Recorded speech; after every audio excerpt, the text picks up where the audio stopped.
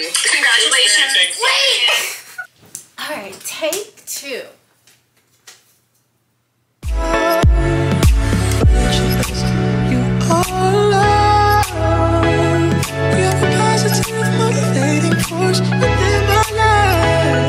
Hey everyone, welcome back to another video, and if you're new to my channel, hi, I'm Leandria. So as you guys can tell by the title of this video, today I will be talking about my masters. I don't know if you guys can see it. There you go, there you go. My Master of Science in Psychology. Y'all, I am so proud of that degree because it took so long to get there, but we got there. Okay, we got there. This video is going to be dedicated to talking all about my journey to getting this degree. So if you're new to my channel, I am a 4th year PhD student in the developmental psychology program at FSU. So you're probably like, if you're a PhD student, why are we talking about a master's? Well, my program specifically allows all students to get a master's on their way to their PhD. You can come into the program with a master's or without a master's and get the master's, or if you come into the program with the master's, you're allowed to skip that master's stage. However, many people don't, because like, why not get another degree? You know, you take the 5 years, you leave with 2 degrees and it's free.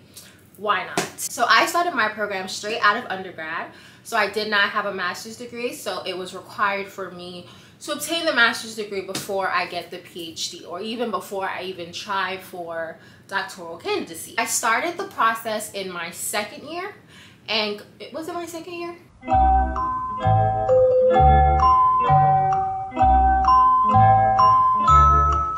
So I started this process in my 2nd year of the program, and I graduated December of 2022, which was the fall semester of my 3rd year. So it took roughly about a year. I would say technically it took less given the situations that I had to deal with and the circumstances, but that's a video for another day. So we're just going to focus on the kind of general and broad logistics of this degree. So I kind of Googled it, and there are some programs out there similar to mine where you can come in without a master's and get a master's along the way to a PhD. And there are some programs who do not offer the master's option. Definitely look into programs and see if they have those programs that offer master's and PhD for the price of one. All right. So when it comes to the developmental psychology program at FSU, you are allowed to basically pick what you want to do. You can really pick the topic you want to look at for whatever project you want to do. But for me, I decided to do secondary data analysis because my advisor has a plethora of data, and I was like, why not just analyze it? Also, when I was in undergrad, I did secondary data analysis, so I was kind of familiar with that process. This was a little bit different because I had to clean the data myself, but I was like, hey, this is a learning curve and we're here to learn and grow, so I was okay with that. So I decided to look at teachers' anxiety when they teach, as well as different kind of anxieties they experience. So math anxiety, general anxiety, anxiety about teaching, the different school subjects, so social studies, reading, whatever. It was a big project. It culminated into 5 research questions, and I did a mixed models research design. So it was a big task. Within my program, there's basically 2 kind of stages for the master's. You have your master's prospectus and then your master's defense. So for the prospectus, this is where you're basically setting the stage of what your project is and how you basically plan to analyze your data and actually answer your research questions.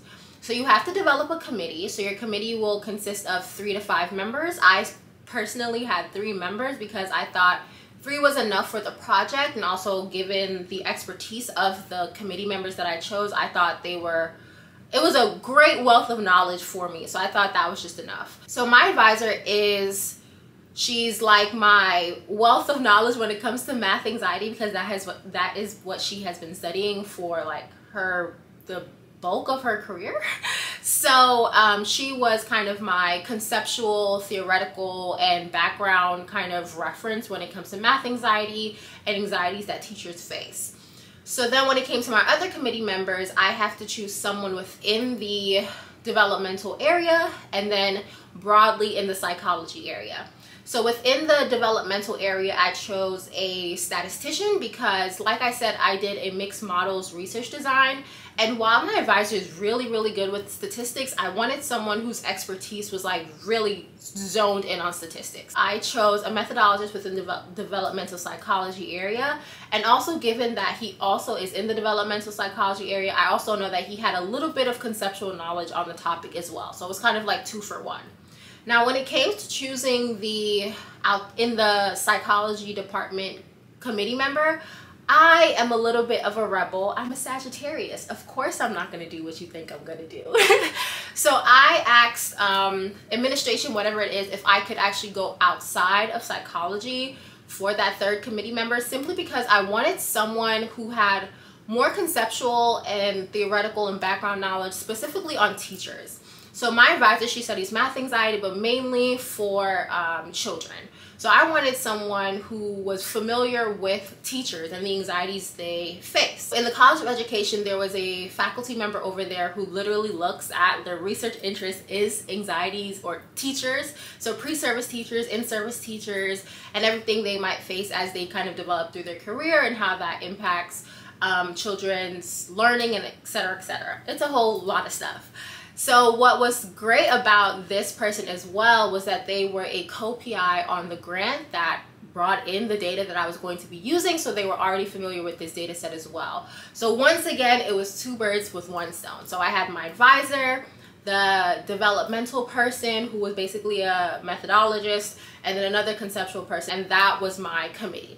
It didn't take as long as I thought it was going to be to choose my committee, simply for the fact that I was like, this is my project, this is what I want to look at, who can help me like make a good project. So when I narrowed it down to that, it was very, very easy to choose who I wanted to be on my committee. So once the committee was selected, all of those papers were filed. Yes, you guys, there's a lot of administrative stuff on the back end that they don't really talk to you about, but that's a story for another day. So once your committee is solidified, you basically start working on your prospectus, because you're going to have a prospectus defense.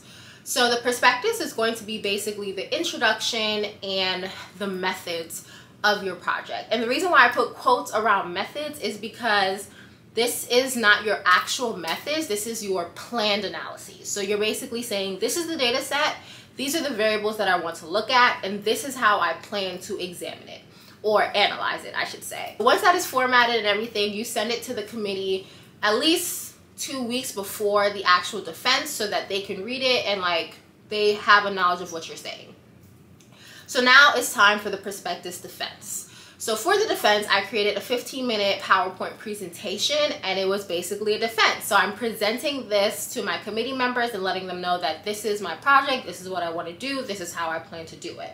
So after that 15-minute presentation, the committee basically asks questions about your theory, your background, your variables, your whole plan. They're trying to see whether or not this is a sound and solid plan. Now, I worked in tandem with my advisor with developing everything of this, so I kind of expected some of the questions based on some questions that she would ask me, because we're also developing the prospectus together because she is my advisor, but I was the main person. So I would do like Google searches, YouTube searches for like how to do the methods, and then write it up, and then I would send to her for review. She would make a few edits, leave a little comments, and those were how I would get a sense of what was expected for the prospective defense. So when the questions that I mainly got were about methodology, simply because some of my variables I was kind of giving them more power than what they actually had. So for example, when I was measuring anxieties teachers faced about those different school subjects, I only used a 1-item scale. So it was like literally this one question measuring their anxiety, and I was like, all right, this is gonna tell us whether or not they have anxiety about that. So they were just telling me like, be careful about how much weight you're putting on these conclusions, simply because of those limitations when it comes to your measures. So that was it. And then usually with your prospectus defense, they either tell you like, this is a sound plan, go ahead and do it, or they'll tell you to make adjustments and you have to like go back to the drawing board. So for me, they just told me that one thing about just keep in mind how I'm interpreting the results, and I went forth and did it. So once you pass your prospectus defense, now it's time to work on the actual project. So from there, I started cleaning the data set that my advisor had. I kind of removed all the variables that I didn't want, kept the variables I did need, combined some variables to create a variable that I needed. It was just a lot of cleaning, and this was probably one of the most trickiest things, because I'm like, I want this. How do I get from here to here? And it's like, my advisor was really great in helping me, because like I said, she's also very good when it comes to statistics. But because she's like, you know, you're learning, she was more so letting me be very independent. And when I really couldn't figure it out, then she's like, all right, let me help you. So that was interesting to say the least. And I finally got my data set after working, like my final working data set after cleaning for about 2-3 weeks. So that was pretty good. And then once I finished cleaning the data set, it was just analyzing. So for each research question, I had a mixed model, and then I also ran descriptive analyses. And then once I ran all of those analyses, I sent it to my advisor for verification. She'll let me know if it looks good, if I probably made a mistake here or there. And then once those are finalized, then it is time to write it all up. What I did, at least, is I took my master's prospectus and basically just added onto it. So remember, the master's prospectus has your introduction as well as your planned analyses. So that's basically the first half of the paper. So now all I did was I added a section in the planned analyses of what analyses I actually did. And then I had the results, the discussion, and then a short conclusion. So once again, it's the same process as the prospectus, where I write it all up, make edits, send it to my advisor. She leaves some comments, she makes some edits, and then we go back and forth, back and forth, back and forth, back and forth. So when it came to the actual master's document, it took about a month of writing to get it where it needed to be. I think another thing that made it extra tricky when it came to this part was, for the university, they had their own requirements when it came to the actual document for the master's. And it's all formatting. All of it is formatting. Your table of contents, your headers, your spacing between the lines, your references, all of that. So we wanted to kind of kill two birds with one stone. So we're like, while we're editing it, might as well just incorporate those as well. All right, so let's talk about the defense, because this is where my anxiety was. So with all your defenses, prospectus, and like final defenses, you're allowed to invite people. So I didn't invite anyone to my prospectus defense, because I'm like, this isn't the full project and we're just fleshing it out. I'd rather them come to like the final thing. So I sent the invite to my friends and family, my mentor, and they all came. So once again, it's basically the same thing as the prospectus, except this time you have a lot more information. I had I think this time it was like 15-20 minutes presentation, and I didn't want to reiterate what they already knew. So like the intro and the method plan was a little bit shorter, simply because, like I said, we've already ran it by them, and also they get the document beforehand, so they already know. This was just kind of formality. So I had a 15 to 20 minute presentation, and then what they do is they open up questions for the audience. So my friends and family and other researchers or whoever is there can ask questions before the committee. Now, this is the thing. I tell my family and friends, don't ask me no questions, okay? Because that just makes my anxiety a little bit worse. And it's like, do you even really understand what I'm saying? Like, we just gonna confuse each other. So I had told all my friends and family not to ask questions, and thank God they didn't. But here's where I played myself. I didn't tell my mentor, and she was the one who asked the question. But let me tell y'all how I am blessed and highly favored. Her connection, her internet connection became unstable the second she was gonna ask her question. So she ended up dropping the call, and I didn't get a question. So once the audience asks questions, they have to leave, and then it's just you and the committee, well, me and the committee asks questions. Now this time they threw me for a loop, because I expected more questions regarding the methodology, but I guess because I addressed everything that they had suggested at the prospectus, they didn't have many questions about it. So literally like 95% of the questions that I was asked was regarding the theory that I used, the conclusions that I was making, and just kind of like thinking long term, like what does this mean in broader aspects. So it took a lot of like thinking back on the results that I found and trying to digest what it means and then answering their question. So that was a little loop for me as well.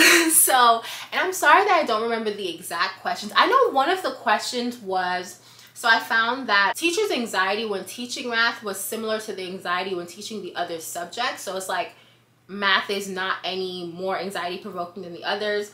And I think one of them asked, this was the committee member from the College of Education who studies teachers. I think he asked, so like, what does this mean? Is this mean like we need to study all of the anxieties? And then there was another thing, another conclusion I found about teaching experience mitigating the anxiety that they faced. And they're like, is this more so mitigating the anxiety, or is it just like those who are already highly anxious leave the profession? So things of that nature was what I was being asked. And it was really interesting because I didn't expect it, so I really had to think on my feet. There was one question that they did ask that I was like, I actually don't know the answer to, but like I'm happy to look it up to like add to the paper or whatever. And they actually really liked that answer. They were like, you know, we as researchers, we don't know everything, so it's okay to accept when you don't know something, because that just leaves room for you to learn a little bit more. They deliberated and then they came back, and I think I have a recording. It might not be on my bag. Let me see. Oh my gosh, you guys, I do have it. So this was me just waiting. Like, I'm literally here just waiting. Just waiting. All right, and then they came back. To be seen. Oh goodness. And they're talking and they're talking. Click this thing that says end, but then when it says end, And they're talking. Congratulations. Wait, hold on. Congratulations. Wait! Anyways. Congratulations. I don't know if you guys can see that, but I was just like, because I was just like, girl, let me know. And one of them, they made a comment about, is this anxiety provoking for you? So it was a very good experience, a very interesting experience as well. And so that has culminated into me getting this beautiful degree that says Master of Science in Psychology. Now this psychology kind of like throws me off, because I'm like, this is developmental psychology, but I'm gonna let them rock, because they really don't be giving the soft stems a little respect like they do the hard stems, so it's okay. That is my journey to getting my Master of Science in this PhD program. If you have any questions regarding my experience thus far, and any other questions regarding me getting my master's and the process of getting my master's, please comment them down below. Thank you guys for watching, and I will see you in the next one.